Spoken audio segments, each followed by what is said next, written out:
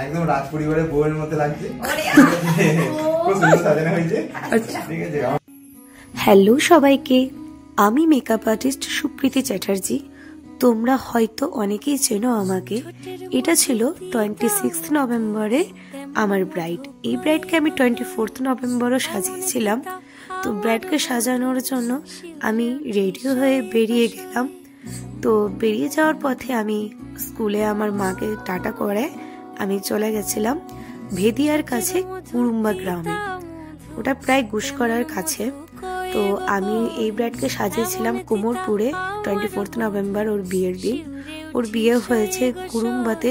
এখান থেকে আমার লোকেশন প্রায় 60 কিলোমিটার ছিল। আর আমি পৌঁছে গেছিলাম। আর ব্রাইড আমাকে আমার আগের দিনের ব্রাইডকে আজকে রিসেপশনের লুক সাজাবো। তো ওর কাছে আগে জানবো যে আগের দিনের মেকআপটা কেমন ছিল।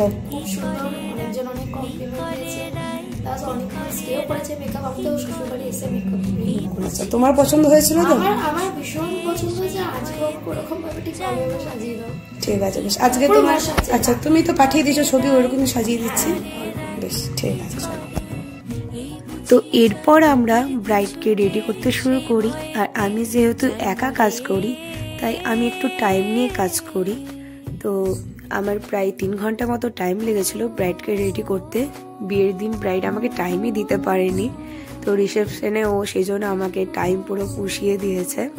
তো সকলকে বলবো, যারা এই সিজনের ব্রাইড আছো বা যারা আমাকে বুকিং করতে চাইছো, তারা অবশ্যই টাইমটা মেনটেন করার চেষ্টা করবে।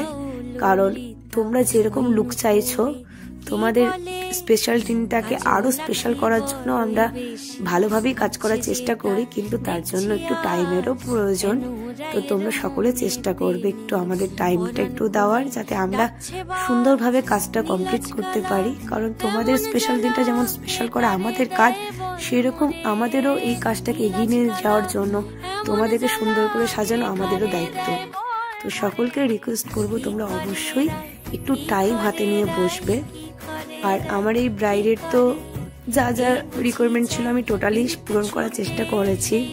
তো এতটা দূরে গেছিলাম, ওর ফ্যামিলির লোকও ভীষণই সাপোর্টিভ ছিল, ভীষণই ভালো ছিল। ওর হাজবেন্ড বিশেষ করে, তোমরা প্রথমেই হয়তো ওর হাজবেন্ডের কথা শুনেছ, বুঝতেই পেরেছ যে ওর হাজবেন্ডের কীরকম পছন্দ হয়েছে। আর ব্রাইডেরও রিভিউ আমি লাস্টে অবশ্যই তোমাদের শোনাবো। আর তোমরা আমাকে জানাবে যে এই লুকটা কেমন হয়েছে। এই টোটাল লুকটা ছিল কিন্তু ম্যাক অ্যান্ড হুডা বিউটির। তো প্রোডাক্টটাও অবশ্যই নির্ভর করে লুকের ক্ষেত্রে। তোমরা অনেকেই লো বাজেট মেকআপ খোঁজো, সেই জন্য তোমরা ভাবো যে একবার সাজবো কেন, বেশি টাকা দিয়ে সাজবো। এটা অনেকেরই মত যারা আমাকে বুক করতে আসো। তো তোমরা যদি টাকা না দাও, আমরা তো প্রোডাক্ট দিতে পারবো না বাড়ি থেকে। তো তোমরা যেরকম প্রোডাক্ট চাইছো আরো সুন্দর করে সাজার জন্য, সেই অনুযায়ী তোমাদের পেমেন্ট করা উচিত। আর এই রিভিউটা তোমাদের টোটাল রিভিউটা আমাকে দিন। ঠিক আছে, কেমন লাগছে বলুন? সুন্দর লাগছে, একদম রাজ পরিবারের বউয়ের মতো লাগছে। খুব সুন্দর সাজানো হয়েছে। আমি এতটা দূর থেকে এসেছি, সব ঠিকঠাক তো? দাদা তো দেখেই চললো, দেখ। ঠিক আছে, এবার আমাকে রিভিউ দাও যে তোমার কেমন লেগেছে সেজে।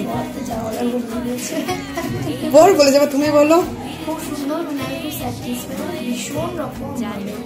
আচ্ছা, যা চেয়েছো সব পেয়েছো? ঠিক আছে। আর টোটাল হেয়ার, আই মেকআপ যেরকম চেয়েছিলাম পুরো দিদিকে দাও। এই জাস্ট মানে লুক করার আগে লুকটা দেখিয়েছিলাম যে তাও অন্যের কাজ করা আছে, এই লুকটা আমাকে করে দিতে হবে। ঠিক সেম পুরো দিদি করে দিয়েছে। আগে থেকেও কোনো কিছু বলিনি, কিছুই না, এই মিনিটের মধ্যে। ঠিক আছে, সেটা ব্যাপার না। তোমার পছন্দ? আয়নাও দেখিনি, আয়না দেখতে দিন ইচ্ছা করে। আয়না দেখতে দিলে আমাকে কাজ করতে দিত না, ওই জন্য দিনই। এমনি পুরো ঠিকঠাক টোটালি? আচ্ছা আচ্ছা, হাসি।